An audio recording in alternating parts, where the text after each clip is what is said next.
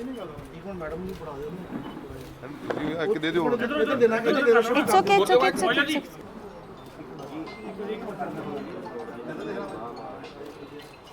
थोड़ा इधर करना पोस्टर थोड़ा पीछे आया ना बराबर आप करिए तो सामने देख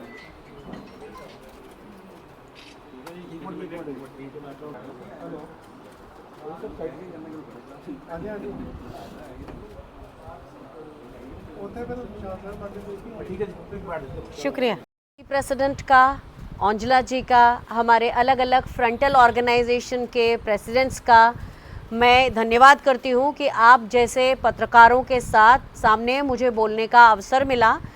मैं एआईसीसी की पंजाब की मीडिया प्रभारी हूँ और ये हमारी जिम्मेदारी है कि जिस तरह से मुख्य धारा के मीडिया ने हमारे न्याय पत्र को लोगों के सामने नहीं लाया है, इसलिए अलग अलग जगहों पर जाकर हम अपने न्याय पत्र की बात कर रहे हैं। और मैं ख़ास तौर पे औंजला जी का बहुत धन्यवाद करती हूँ कि उन्होंने कल उत्साहित किया कि हम इस पर आज बात रखें। मैं इस बात से भी खुश हूँ कि हमारी सबसे वरिष्ठ सेवा दल की लीला वर्मा जी भी यहाँ बैठी हैं और भी महिलाएं बैठी हैं और आपके सामने हम अपनी बात रखते हैं एक ऐसे माहौल में जब सभी ने देखा कि पहले चंडीगढ़ में क्या हुआ और परसों सूरत में क्या हुआ।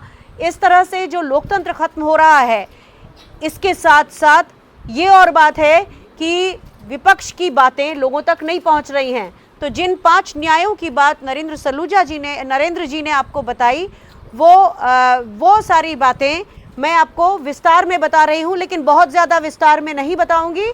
जो मुख्य मुद्दे हैं जिसको हमारी शिवानी दीदी हर घर में जा के लोगों को बता रही हैं, वही बातें हैं, लेकिन आपके ज़रिए वो ज़्यादा लोगों तक पहुंचेंगे, ऐसे हम उम्मीद करते हैं। पहली बात युवा न्याय की, जिसमें सरकार में जो 30 लाख रिक्तियां अभी खाली हैं, कांग्रेस की इंडिया गठबंधन की सरकार आएगी तो सबसे पहले वो 30 लाख पद भरे जाएंगे, जिसके बारे में भर्ती भरोसा का एक कैलेंडर कांग्रेस ने 3 दिन पहले जारी किया है।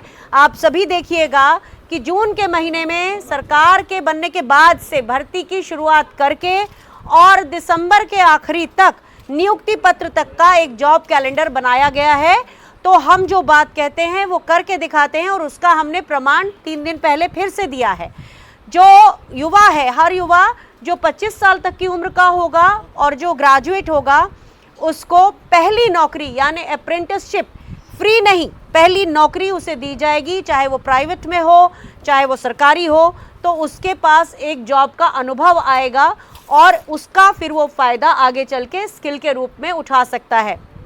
एक बात उनके लिए जो कोरोना काल में निकले गिग वर्कर्स, जिन्होंने जब काम करना शुरू किया तो उनके लिए कोई सामाजिक न्याय की व्यवस्था नहीं है, तो हमने ये बात की है कि गिग वर्कर्स के लिए भी हम पॉलिसी बनाएंगे और उन्हें सामाजिक सुरक्षा दी जाएगी। एक युवा रोशनी नाम का प्रोजेक्ट है जिसमें 5,000 करोड़ का स्टार्टअप फंड होगा। 40 साल से कम के लोग इसका फ़ायदा उठा सकेंगे। और एक सबसे ख़ास बात कि एक युवा जो सपने देखता है और जब वो अपनी भर्ती परीक्षा के लिए पहुंचता है और वहां जाके उसे पता चलता है कि पेपर लीक हो गया, तो इस पेपर लीक के खिलाफ हम एक कानून बनाएंगे, जिसकी बात हमने युवा न्याय में की है। अब बात करते हैं नारी न्याय की, जिसमें हमारी चूंकि हिमाचल प्रदेश में और कर्नाटक की सरकारों ने गृहलक्ष्मी योजना और उससे पहले नारी सशक्तिकरण योजना के तहत महिलाओं को 1,500 रुपये और 2,000 रुपये प्रति माह देने की बात की है।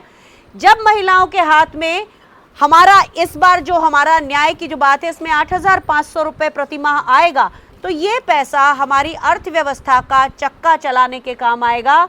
और जब महिला के हाथ में पैसे होंगे तो कंजम्पशन होगा और जिससे अर्थव्यवस्था आगे बढ़ेगी। पहली हमारी बात यह है और ये महालक्ष्मी योजना है। दूसरी बात यह है कि 50% आरक्षण महिलाओं को सरकारी नौकरी में मिलेगा। एक उदाहरण आपको हमारी इस बात का प्रमाण के रूप में मैं अपना देना चाहती हूँ। 1992 में नरसिम्हा राव जी की सरकार थी, कांग्रेस की सरकार थी। पहली बार डॉक्टर्स के अलावा महिला अधिकारियों को सेनाओं में जगह दी गई थी। और उसके बाद जब अटल बिहारी वाजपेयी जी की सरकार 2004 तक रही, उन्होंने जिस तरह से दूसरे लोगों के लिए ओल्ड पेंशन स्कीम बंद कर दी थी, उसी तरह महिला अधिकारियों के लिए भी पेंशन का अधिकार छीन लिया गया था।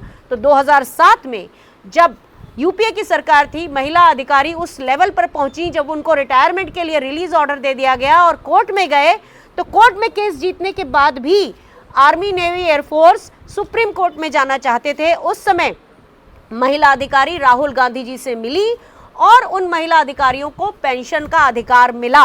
तो मैं उन महिला अधिकारियों में से हूं जिनको 2010 में पेंशन का अधिकार यूपीए की सरकार में मिला था।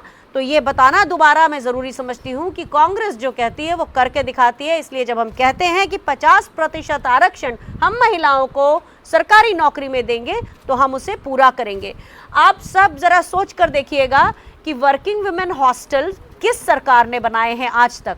तो वर्किंग वुमेन हॉस्टल जो भी आपने देखे हों, अगर कोई मुझे एजुकेट कर दे कि बीजेपी सरकार ने भी एक आध वर्किंग वुमेन हॉस्टल कभी बनाया है तो मैं उसकी शुक्रगुजार रहूंगी। लेकिन हमने ये और बात की है कि जो वर्किंग वुमेन है उनके लिए हम हॉस्टल्स की संख्या दुगना करेंगे। गांवों के लेवल पर एक पंचायत में उनके लिए अधिकार मैत्री बनाई जाएगी, जिससे कि अगर वो महिला पुलिस के सामने भी अपनी बात ना कह सकें तो कम से कम अधिकार मैत्री उनका एक ऐसा जगह होगी जहां पे वो अपनी बातें कह सकती हैं और अपने लिए कानूनी प्रावधान ढूंढ सकती हैं। तो ये महिलाओं के लिए नारी न्याय की बात है। इसके बाद बात आती है किसानों की। आपने कईयों बार सुना है, कांग्रेस ने ये पहले भी कहा है और बार बार कहा है कि हम एमएसपी को कानूनी अधिकार बनाएंगे, पहली बात। लेकिन उससे भी ज़रूरी बात यह है कि आज किसानी के उपकरण पर, खाद पर, पेस्टिसाइड्स पर, अलग अलग इक्विपमेंट के ऊपर 4% से लेके 28% तक का टैक्स लगता है। कांग्रेस ने वादा किया है कि अगर हमारी सरकार बनती है तो हम टैक्स फ्री खेती करेंगे, किसानों के किसी भी काम में टैक्स नहीं लिया जाएगा। एक और बात, ये बहुत इंपॉर्टेंट है, अगर फसल का खराब होती है तो मुआवजा 30 दिन के अंदर डायरेक्ट बैंक ट्रांसफ़र से मिलेगा। एक अच्छी आयात और निर्यात की नीति हम चर्चा करके बनाएंगे, स्टेक होल्डर से चर्चा करके बनाएंगे, जिससे कि सरकार किसी औचक फैसला ना ले कि अगर कोई फसल हमारे यहाँ ज़्यादा है उसका हम इम्पोर्ट ना करें, इस तरह की नीति।